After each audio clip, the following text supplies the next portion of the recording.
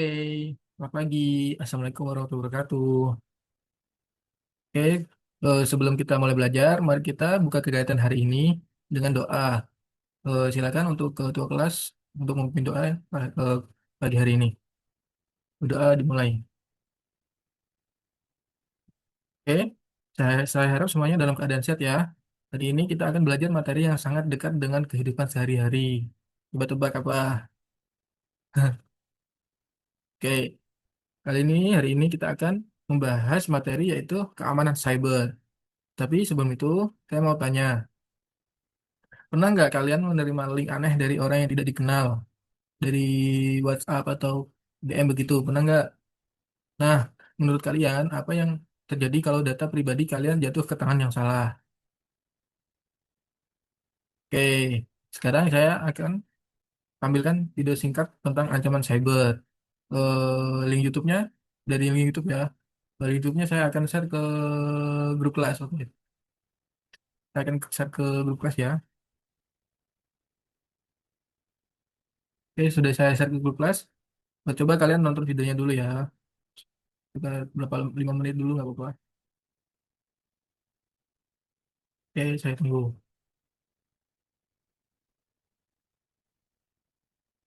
Oke, setelah menonton videonya, sudah paham? Oke, kalau sudah paham, kita akan diskusi dan pecahkan masalah berdasarkan studi kasus nyata. Oke, siap? Oke, eh, saya akan bagikan sebuah studi kasus dulu ya. Saya share studi kasus atau LKBD digital tentang peretasan akun medsos sekolah. Dan saya akan share dulu di grup WhatsApp kalian.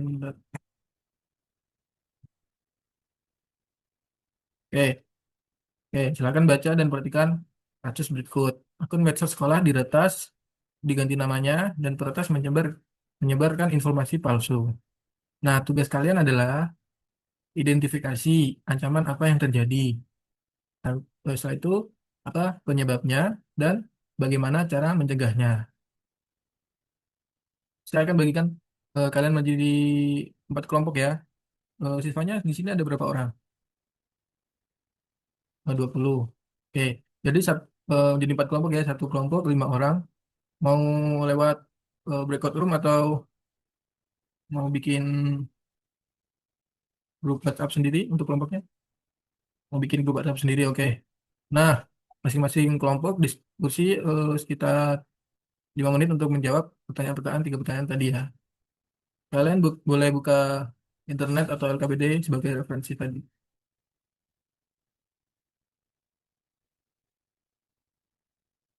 Oke, sudah diskusi. Waktu diskusi selesai. Sekarang saya minta perwakilan dari tiap kelompok untuk mempresentasikan diskusi. Silakan untuk kelompok satu. Ya, kelompok satu. Ya, satu, dua, tiga. Kelompok satu, kalau udah kelompok tiga. Oke. Bagus. Kalian sudah mengidentifikasi jenis serangan seperti phishing dan malware. Sekarang mari kita ulas bersama sedikit teori dari presentasi saya. Bentar ya, saya akan share dulu.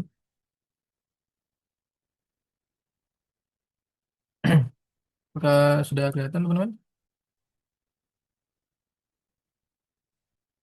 Oke, dasar-dasar keamanan cyber. Nah, apa itu keamanan cyber? Keamanan cyber adalah praktik melindungi sistem komputer, jaringan, dan data dari serangan digital yang dapat menyebabkan pencurian, kerusakan, atau gangguan layanan. Dalam era digital yang terus berkembang, ancaman cyber semakin kompleks dan berbahaya.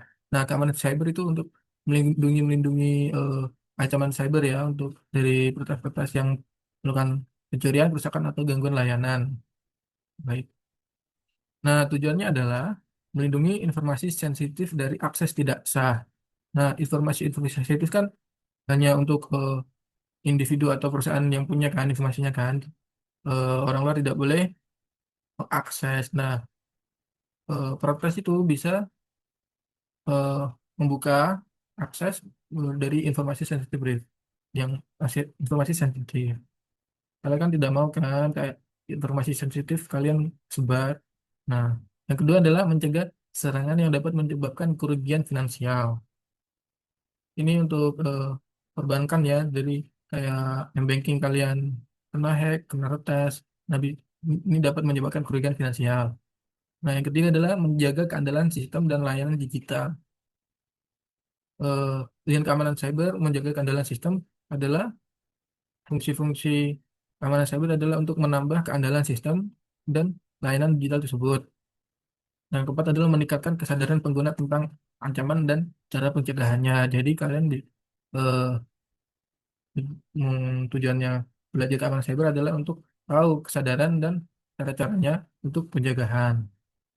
Nah, selanjutnya adalah mengapa keamanan cyber penting. Kenapa? Karena banyak kasus pencurian data pribadi yang terjadi. Apalagi di Indonesia banyak kasus-kasus pencurian data pribadi yang terjadi dari perusahaan, pemerintah, atau individu. Nah, selanjutnya adalah serangan cyber dapat menyebabkan kerugian finansial besar, yang seperti saya singgung tadi. Nah, perusahaan dan individu perlu melindungi informasi sensitif mereka.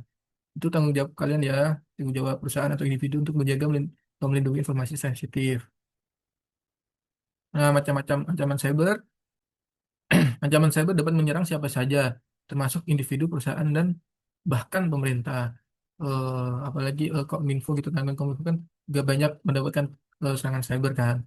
Nah, contoh ancaman serangan cyber adalah malware, phishing, serangan DDoS, dan pencurian identitas. Ancaman cyber yang paling umum adalah malware. Malware adalah program berbahaya yang dapat merusak sistem atau mencuri data. Nah, ini biasanya kalian setelah mendownload aplikasi software atau file bajakan ya, misalnya itu kalau hacker-hacker atau peretas bisa menanamkan malware di aplikasi software atau file tersebut. Nah, jadi bisa membuka akses ke informasi penting kalian. Nah, selanjutnya adalah phishing, teknik manipulasi sosial untuk mencuri informasi pribadi. Seringkali melakukan email melalui email palsu. Nah, ini biasanya dari link atau eh, yang dikirim dari WhatsApp atau apa. Nah, ketika kita membuka link tersebut, contoh linknya adalah kayak ada orang dari customer service Bank BRI gitulah. Nah, tiba-tiba itu ngechat, ngirimin link gitu kan. Nah, ternyata pas kita klik linknya kayak biasa-biasa aja, tapi ternyata di situ phishing. Jadi bisa masuk ke perangkat kalian dan bisa mengetahui dan mengakses apa yang kalian lakukan dan informasi pribadi kalian. Nah, selanjutnya adalah serangan DDoS. Serangan DDoS adalah membanjiri server dengan lalu lintas berlebihan untuk membuat layanan tidak tersedia. Nah, seperti kalian kan punya web atau aplikasi gitu. Nah, kalian tuh diserang DDoS. Jadi, aplikasi atau web kalian itu tiba-tiba menjadi berat karena lalu lintasnya jadi kebanyakan atau berlebihan, seperti kayak penampungan servernya eh, tidak cukup atau tidak mampu menahannya gitu kan. Jadi lag atau membuat layanan tidak tersedia juga. Nah, selanjutnya adalah pencurian identitas, yaitu penyalahgunaan informasi pribadi untuk melakukan penipuan atau kejahatan lainnya. Nah, ini terjadi juga untuk teman-teman yang main medsos ya. Biasanya kan eh, kalian upload foto, terus upload apa gitu. Nah, foto-foto kalian itu bisa dicuri, terus pencurinya itu menggunakan menggunakan foto kalian untuk menipu-menipu orang lain. Nah, bisa kan itu kan bisa merugikan kalian juga. Nah, tadi kan malware. Malware adalah salah satu ancaman terbesar di dunia digital. Jadi jenis malware meliputi yang pertama adalah virus ini kan menempel pada file atau program dan menyebar saat dijalankan. Seperti yang saya bilang tadi, worm menyebar sendiri melalui jaringan tanpa perlu tindakan pengguna.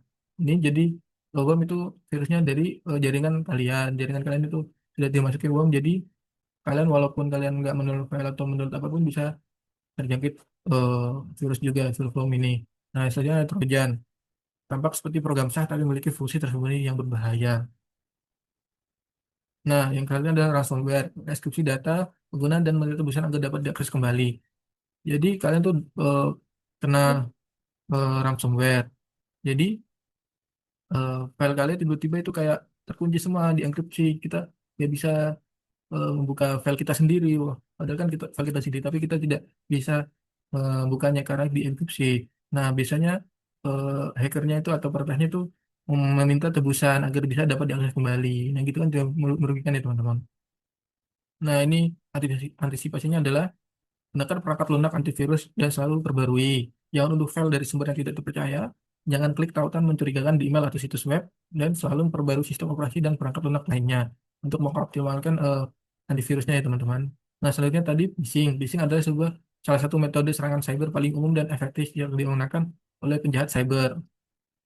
Nah, bagaimana phishing bekerja? Saya tadi sudah jelaskan, yaitu mengirim email atau pesan yang tampaknya berasal dari sumber terpercaya. Email tersebut berisi tautan ke situs web palsu yang terlihat asli. Pengguna memasukkan kredensial mereka yang kemudian dicuri oleh penjarah. Jadi kalian membuka eh, kayak situs kayak Shopee gitu yang meniru Shopee, web menu yang meniru Shopee, terus kalian memasukkan email dan password kalian. Nah, itu hacker atau perannya juga tahu. Nah, cara mengenalinya adalah periksa alamat email pengirim, apakah benar dari kayak tadi contoh Shopee, apakah dari Shopee officialnya apa enggak, dan selanjutnya adalah waspadai email dengan nada mendesak atau ancaman. Nah, kalau ada email yang kayak tiba-tiba mendesak seperti dan mengancam, kalian harus waspada. Jangan klik tautan mencurigakan, coba akses situs langsung melalui browser. Nah, coba kalian jangan klik tautan mencurigakan kayak ini apa tiba-tiba dikirim link. Nah, jangan kalian itu jangan membuka langsung ya. Dan selanjutnya kan gunakan autentikasi dua faktor atau 2FA untuk lapisan keamanan tambahan. Jadi autentikasi dua faktor adalah kayak kita memasukkan password email dan password.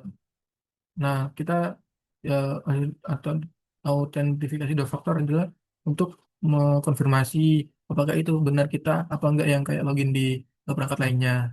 Nah, selanjutnya adalah serangan DDoS.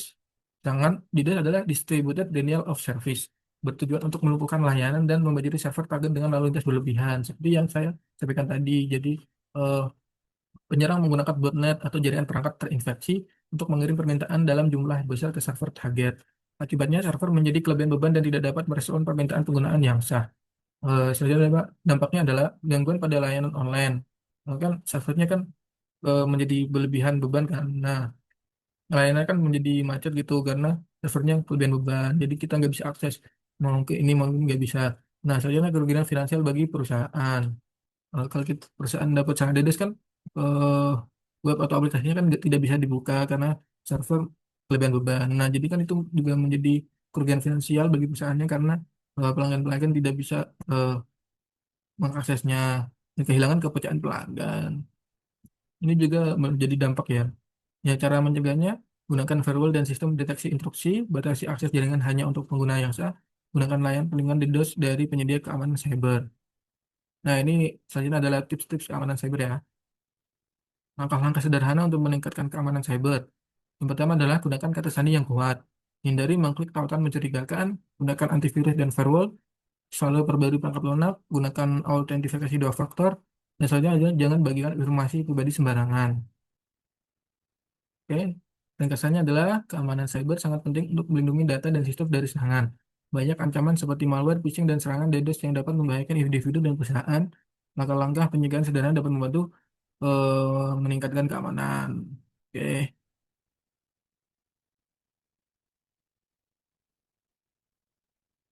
bentar ya, teman-teman.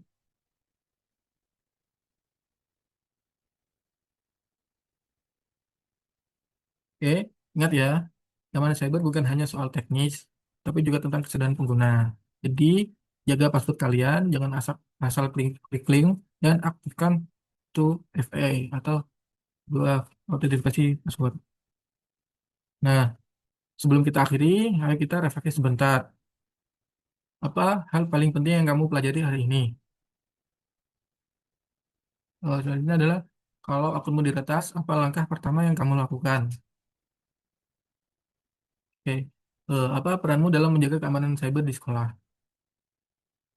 Oke. Terima kasih atas partisipasinya hari ini. Untuk evaluasi singkat, saya minta kalian isi kuis yang saya Google Form ya, yang saya akan share dulu. Oke, pertemuan selanjutnya kita akan belajar tentang firewall dan cara melindungi jaringan lokal secara langsung. Jangan lupa pelajari materi pendahuluannya ya. Oke, terima kasih atas partisipasinya. Tetap waspada terhadap ancaman cyber dan gunakan internet secara bijak. Oke, kita tutup dengan doa bersama. Silakan. Oke, kan ketua kelas, memimpin doa. Oke, Assalamualaikum warahmatullahi wabarakatuh.